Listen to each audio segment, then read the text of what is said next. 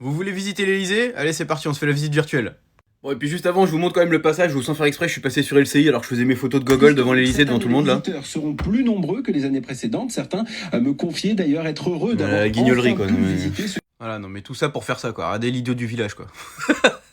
Et du coup, sur le site officiel de l'Elysée, il y a une petite visite virtuelle, donc c'est pas une Matterport, hein, tu peux pas aller dans toutes les pièces, mais il y a quand même pas mal de pièces visibles, le rez-de-chaussée et quelques-unes du premier étage et le jardin aussi.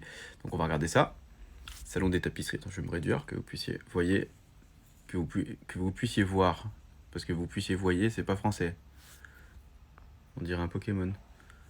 Alors, la salle à manger, Napoléon 3.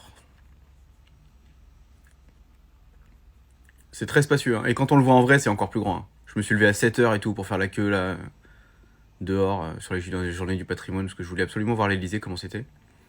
Je voulais absolument visiter mon futur bureau quand même. Quand je serai président de la Tour Eiffel, comme dirait Sabri Saïd. Alors, salle des fêtes. Bon, c'est doré, hein. C'est très doré. C'est de l'immobilier de luxe. Le parc. Le parc est au rez-de-chaussée, ouais. Parce que s'il y avait un parc au premier étage, j'aurais un problème. Voilà, c'est très sympa. Le parc est hyper vaste, hein. Ça va de la rue du Faubourg Saint-Honoré jusqu'aux Champs-Élysées. C'est très très grand.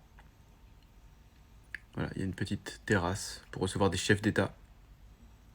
Ou bien Brigitte Macron peut-être aussi.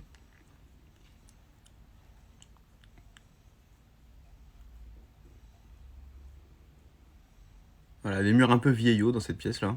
Salon d'argent. Pas si argenté que ça.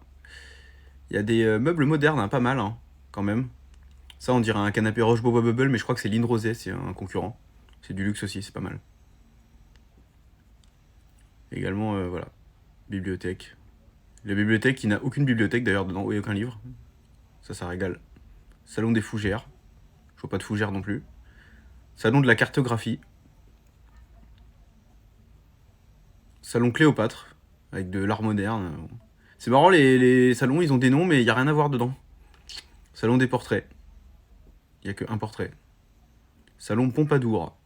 Donc là, il y a un beau tapis bleu bien design. Là, les pièces, elles sont plein sud. Celles-là, elles sont mieux éclairées. C'est quand même plus sympa. Salon des ambassadeurs. Salon des aides de camp.